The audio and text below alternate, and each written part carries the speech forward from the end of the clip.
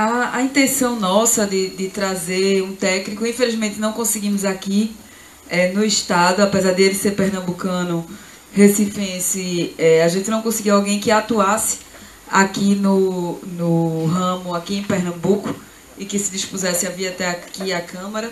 Por isso que a gente foi buscar fora do estado um especialista que estivesse disposto a falar sobre o assunto, a ser um contraponto.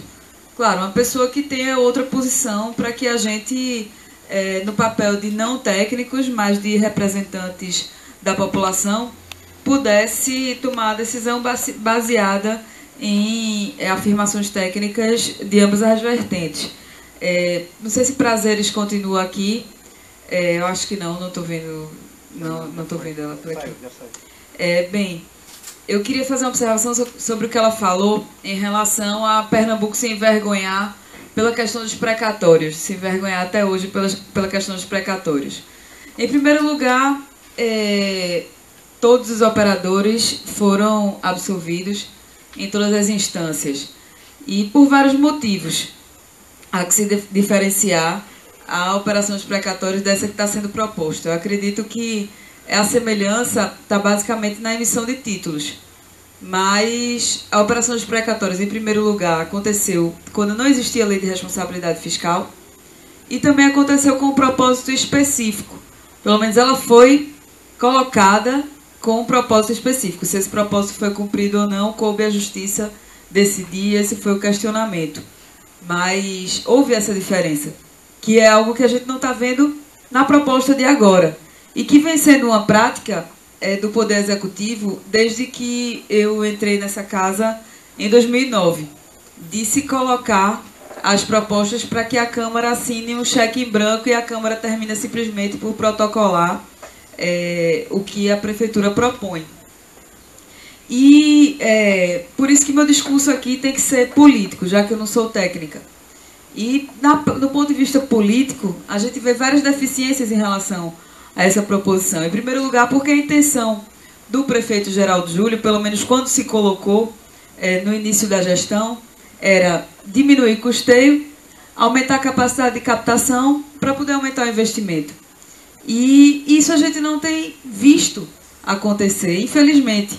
Claro que todos nós começamos essa gestão com muita esperança, até porque a gestão passada foi um momento muito complicado para a cidade do Recife, mas a gente não viu que isso acontecesse. E em relação a se destinar 25% para a educação e 15% para a saúde, eu acho que é o mínimo que se pode fazer, para que a gente não tenha que simplesmente assinar, de fato, um cheque em branco para que a gestão invista esse recurso, que a gente não está recebendo nenhuma informação de que é uma urgência, que esse dinheiro precisa entrar no caixa, porque senão não vai ter pagamento de folha, senão vai ter consequências gravíssimas para o município. A gente não tem essa informação. Só o que é dito vai entrar esse dinheiro, que vai haver investimento, vai ser bom para o Recife. Isso não é suficiente para quem tem a responsabilidade de representar a população numa Câmara Municipal. Essa informação não é suficiente para a gente. E o que a gente tem visto na gestão, os professores estão aqui para comprovar isso que a gente diz, é que realmente falta investimento em áreas que a longo prazo a gente teria um grande resultado. Eu tive a oportunidade de fazer parte dessa gestão e travei alguns debates bastante acalorados com o sindicato dos professores, pelo fato de haver uma tentativa de transferência das escolas profissionalizantes, que de fato houve essa transferência das escolas profissionalizantes para uma secretaria recém-inventada, recém-criada, que foi a que eu assumi. E eu, de fato, travei esses questionamentos porque eu acreditava que ia ser melhor. Porque eu acreditava que, havendo uma secretaria específica voltada com olhar para a questão profissionalizante, a gente ia ter um investimento maior nessa área que hoje é tão deficitária no Recife, vide as escolas profissionalizantes, o estado em que estão. Mas o que é que a gente viu? No final, eu já estava... Pandolf, inclusive, foi um dos secretários que mais foi solidário nessa minha luta para que houvesse realmente a priorização dos recursos do município para essas escolas. Mas o que aconteceu? No final, quando eu estava prestes a deixar a secretaria, já que eu ia ser candidata, a lei impunha que a gente deixasse o Poder Executivo, eu já estava desesperada, quase que dando razão aos professores, dizendo: vocês estavam certos. Não deveria ter saído da Secretaria da Educação, porque foi para uma secretaria que não tinha uma priorização dentro da gestão. E o projeto, essa ação que vai acontecer em breve, da Prefeitura em relação às flanelinhas, é uma grande prova disso daí. A gente vê hoje Pernambuco, que não é mais um estado miserável, como já foi 15 anos atrás, ou um pouco mais, 20 anos atrás. Pernambuco não vive mais essa realidade. Então, essas pessoas que estão nas ruas cuidando de carro poderiam ser encaminhadas a outras oportunidades, claro, se houvesse vontade política do governo municipal e estadual de investir para que isso acontecesse, mas não. É mais fácil lidar com o problema, institucionalizar um problema que a sociedade vive e que hoje em dia poderia ser resolvido de outras formas menos cômodas.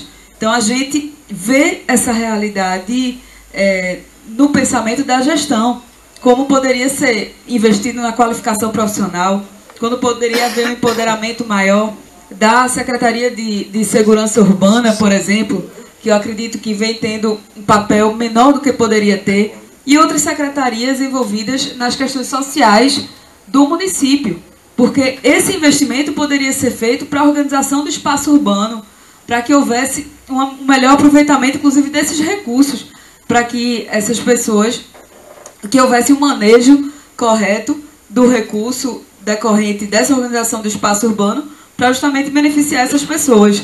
Então, a crítica política a esse projeto vem de todas essas vertentes, em resumo, do autoritarismo, de não se colocar para onde vai especificamente esse dinheiro, qual é a urgência de se captar recursos desta forma, porque a gente sabe que o governo federal hoje é um adversário político do prefeito da cidade do Recife. Aliás, é um erro, uma inabilidade política tremenda, que eu acho que poucas vezes foi visto no Brasil. Um chefe de poder executivo está à frente de articulações contra o governo federal. Mas a gente vê também que a política do governo federal tem sido diferente por exemplo, adotada pelo PSDB, o governo anterior, ao projeto que está hoje no poder, que não se pratica essa forma de perseguição. Até porque hoje tem uma nova forma de captar recurso, de se apresentar projetos. Não é simplesmente chegar lá e o governo federal libera para quem quer. Então, isso também depende da competência do município. Então, tem outras formas de captar recurso? Tem. Por que é que está se buscando esta forma tão polêmica, que não é polêmica só aqui? Apesar de haver essa vertente do corpo técnico da prefeitura, que eu respeito, até por não ter conhecimento técnico suficiente, mas por que é que está se buscando essa questão, esse viés tão polêmico para se adquirir esse recurso? É algo imprescindível para a cidade do Recife? Realmente o Recife não conseguiu captar como esperava que se fosse feito no começo da gestão? Primeiramente, esse viés, e segundo, pela questão de a gente não poder opinar em relação e avaliar onde será investido esse recurso. Então, eu agradeço a participação de todos vocês. Queria também pedir que, na continuidade dessa discussão, os técnicos da prefeitura que são mais como é que se diz, afeitos a esse assunto, também participassem junto com a Câmara dos Vereadores, para que a gente possa, com responsabilidade, fazer essa votação para a cidade do Recife sem pressa, sem assodamento, que eu acredito que é uma questão de sensatez, tanto nossa quanto da Prefeitura do Recife, que seja conduzida dessa maneira. Muito obrigada. Obrigado, Marília.